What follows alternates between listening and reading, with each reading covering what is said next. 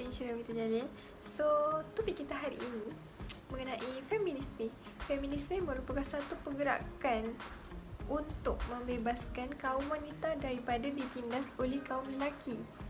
Jadi, dari istilah yang mudah difahami, feminisme merupakan satu kefahaman di mana kesamarataan perlu ada antara lelaki dan perempuan. Tak kisah dari faktor apa, contohnya dari faktor sosial, ekonomi dan politik. Jadi, pergerakan feminisme ini menunjukkan kepada masyarakat bahawa Argentina tidak boleh menghalang seseorang daripada membentuk identiti sosial, hal-hal geopolitik serta ekonomi. Okey, jadi feminisme ini bertujuan supaya darjat wanita akan diangkat sama dengan kaum lelaki. Dengan pergerakan feminisme ini, perempuan dapat membuat pilihan dan bukan lelaki yang menentukan keputusan untuk mereka. Seterusnya, apakah teori feminisme? Teori feminisme ialah jalan bagi kaum wanita untuk memperjuangkan haknya erat berkaitan dengan konflik kelas raya, khususnya konflik gender. Pada umumnya, teori feminisme tidak mahu melihat gender yang menjadi isu yang memisahkan masyarakat atas faktor jantina. Mengikut pandangan Rizver, feminisme kontemporari terbahagi pada 4 jenis, iaitu perbezaan gender, ketidaksamaan gender, tindasan atas dasar gender, dan yang keempat ialah feminisme gelombang ketiga. Pertama, gender. Istilah perbezaan yang digunakan ini jelas membezakan antara kaum lelaki dan kaum perempuan. Para pendukung idea feminisme budaya seperti Margaret Fuller, Jane Addams dan lain-lain mengenangkan sifat-sifat positif yang ada pada peribadi seorang wanita. Ketidaksamaan gender.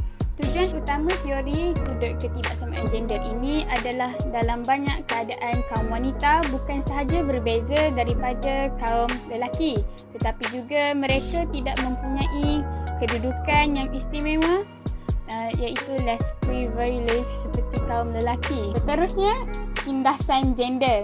Teori ini dasarnya berfokus kepada persoalan dominasi, kongkongan dan tekanan kaum lelaki terhadap wanita.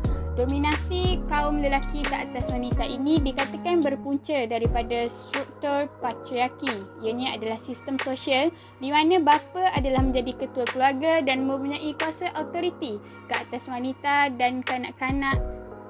Dan yang terakhir ialah feminisme gelombang ketiga. Feminisme ini mempunyai 3 gelombang. Jadi terus sahaja kepada gelombang ketiga. Feminisme gelombang ketiga atau juga dikenali sebagai post-feminism. Gelombang ketiga mengetengahkan 4 aliran feminisme iaitu postmodern, multicultural, global dan eco-feminism. Seterusnya ialah implikasi. Implikasi gerakan feminisme yang dilakukan memberi kesan yang besar kepada semua kaum, institusi gereja serta layanan masyarakat terhadap kaum wanita dari sudut atau pandangan politik, ekonomi, sosial, pendidikan. Dan sebagai contoh daripada pandangan politik, Lady Mary dan juga wanita di Amerika juga mempunyai pengaruh politik yang hampir sama. Linda Carver telah memberi pandangan bahawa wanita di Amerika telah menerima pendidikan mengenai politik daripada kaum keluarga lelaki mereka sendiri. Daripada segi ekonomi pula, wanita yang berkahwin dibenarkan untuk mempunyai pendapatan dan harta mereka walau selepas berkahwin. Daripada sosial pula, antara kes yang telah berlaku setelah wanita mendapat hak anak-anak adalah di mana wanita aristokrat Caroline Norton telah mencabar mahkamah dalam menuntut hak penjagaan anak-anaknya selepas suaminya menceraikan beliau. Beliau telah berjaya mendapatkan hak jagaan tersebut. Dan yang terakhir ialah pendidikan. Pada abad ke-19, munculnya sekolah-sekolah bagi wanita yang mengajarkan dan mengenai agama dan tahun 1861 hingga 1901, kadar buta huruf menurun pada kalangan kedua-dua gender. Wanita mula memasuki universiti pada tahun 1877. Seramai 224 wanita berketepatan telah memperoleh ijazah. Walau bagaimanapun, ijazah dari universiti tidak menjamin penjawatan dan pekerjaan terhadap wanita. Untuk cabaran, yang pertama adalah agenda perjuangan feminisme diusung oleh Sisters in Islam yaitu sebuah pertubuhan NGO yang paling menonjol memperjuangkan hak-hak wanita Islam dan mendakwa tafsiran Al-Quran mempunyai unsur-unsur bias gender dan merendahkan martabat wanita. SIS bersama kumpulan NGO wanita yang lain telah menentang kuat rang undang-undang tersebut atas dakwaan kononnya menzalimi perempuan yang menentang amalan poligami secara keseluruhannya dan pernah melancarkan kempen monogami secara terbuka. Walhal, Islam telah mengharuskan amalan poligami untuk maslahat yang lebih besar, sehinggalah memelihara diri daripada zina, menjaga wanita dan anak yatim serta meramaikan zuriat umat Islam agar dapat menjana ekonomi. Yang kedua, SIS menjelaskan bahawa masyarakat Islam hari ini telah mewarisi kefahaman dan amalan agama yang diwarisi dari tafsiran ulama tradisionalis yang didakwa bersifat fanatik, eksklusif, tidak toleran, punitif, iaitu bersifat menghukum, patriarki dan bias gender. Fikiran mereka telah didominasi oleh golongan revivalis yang bersifat syariah minded, tiada sifat kritikal dalam jiwa, serta kerap mengambil pendekatan yang keras dan sempit terhadap Islam. Sister in Islam mempersoalkan Islam sebagai ideologi politik yang boleh memerintah negara, penahanan orang yang mahu murtad dan hukuman terhadapnya. Mereka menentang negara Islam dan mereka berpendapat bahawa negara tidak seharusnya mengadakan undang-undang atau polisi mengenai seksualiti yang mendiskriminasi dan membezakan dari segi hukuman dan berpegang pada kebebasan agama. Okey, jadi kita di bahagian terakhir, di mana bahagian terakhir adalah penyelesaian. Jadi gerakan feminisme ataupun wanita-wanita yang memperjuangkan hak mereka sering memilih jalan untuk murtad. Di mana murtad itu bermaksud untuk keluar daripada agama Islam kerana mereka terasa terkongkong dengan undang-undang di dalam undang-undang ataupun hukum agama Islam itu sendiri. Jadi di sini ataupun di mana-mana negara, terutamanya sekarang kita memfokuskan kepada negara kita iaitu Malaysia, tidak menegaskan hukuman yang berat ke atas orang-orang yang murtad daripada agama Islam. Jadi di Malaysia di sini mereka menetapkan hukuman kepada siapa sahaja yang murtad, iaitu hukuman 6 kali sebatang dan RM5,000 dan mana-mana kombinasi hukuman 14 yang berkaitan.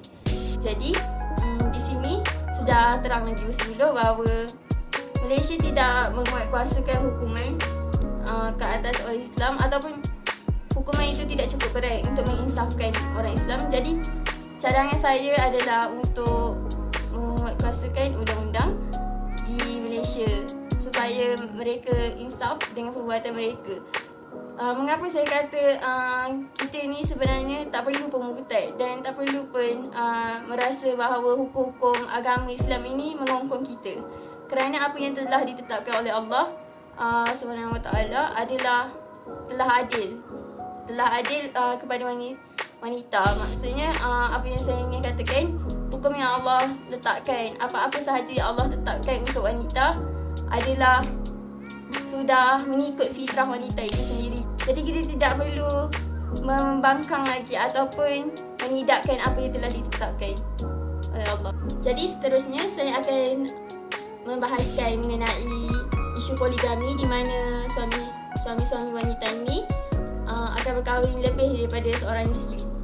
Jadi di sini sebenarnya ramai masyarakat Malaysia tidak mengetahui sebenarnya konsep-konsep yang perlu dipenuhi oleh seorang suami agar mereka boleh mengahwini lebih daripada satu.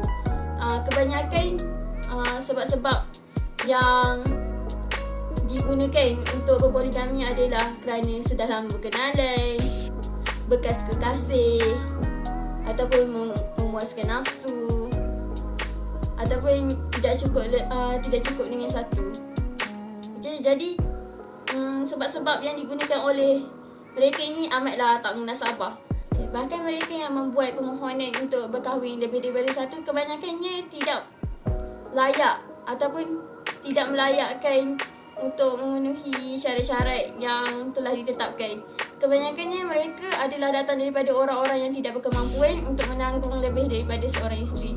Jadinya di sini wanita-wanita di Malaysia tidak perlulah berasa takut kerana syarat-syarat yang perlu dipenuhi oleh seorang suami untuk berkahwin lebih daripada satu amatlah sukar untuk dipenuhi. Jadinya penyelesaian di sini, masyarakat Malaysia perlu tahu lebih lagi mengenai poligami ini. Jadi saya menyarankan kempen-kempen kerajaan ataupun NGO untuk meluaskan lagi isu ini ataupun memperluaskan lagi ilmu ini kepada masyarakat Malaysia. Jadi kita mempunyai 37 responden secara keseluruhannya, di mana 97.3% adalah Melayu dan selebihnya adalah Cina. Jadi untuk jantina pula, kebanyakan responden adalah daripada wanita, di mana persennya adalah 54.1% dan lelaki 45.9%. Jadi bagi umur pula, persen yang paling sedikit adalah 2.7%, di mana umur 26 hingga 29. Yang keduanya 10.8%, di mana 21 hingga 25. Ketiga, 30 ke atas, di mana 29.7%. Dan paling majoriti ataupun paling banyak adalah 56.8% di antara umur 18 hingga 20. Jadi bagi soalan pertama, sebanyak 43.2% berkata banyak, 40.5% berkata sedikit, 10.8% berkata tiada dan 5.4% berkata terlalu banyak. Kesimpulannya di sini, kebanyakan responden mempersetujui bahawa mereka banyak mendengar mengenai feminisme atau gerakan feminis. Jadi untuk soalan kedua, 64.9% berkata hak wanita, 13.5% berkata wanita yang kuat berdikari dan diskriminasi atau ketidakadilan, 2.7% berkata liberal dan anti lelaki atau wanita agresif. Untuk soalan nombor 3, sebanyak 14 orang berkata ya, 13 orang berkata mungkin dan 10 orang berkata tidak. Kesimpulannya, kebanyakan daripada mereka berkata ya. Bagi soalan nombor 4, majoriti iaitu 14 orang berkata tidak, 9 orang berkata ya, 9 orang berkata tiada idea dan 5 orang berkata mungkin.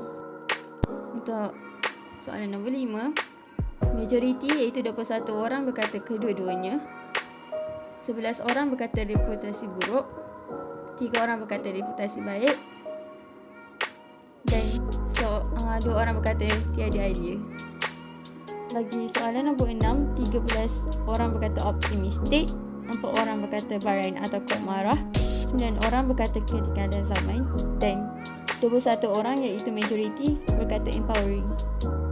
Untuk soalan nombor 7, 2 orang berkata akses kepada pengguguran bayi, 6 orang berkata akses kepada kontraseptif, 21 orang berkata mengurangkan gangguan seksual, 15 orang berkata melayakkan lebih wanita dalam politik, 23 orang berkata mengurangkan keganasan rumah tangga dan gangguan seksual, 5 orang berkata berpasangan sejenis, seorang berkata membuang pemikiran kolot masyarakat, seorang berkata kesamarataan dan seorang memperkasakan wanita.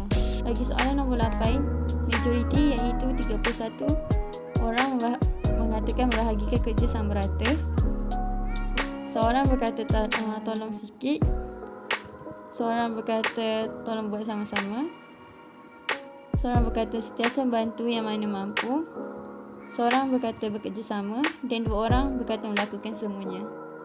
Bagi soalan nombor 9, 21 orang berkata mungkin, 9 orang berkata tidak dan 7 orang berkata ya. Kesimpulannya, majoriti berkata mungkin. Nombor 10, banyak pendapat daripada 35 orang responden. Ada yang berkata ya, ada yang berkata tidak dan ada juga yang berkata mungkin.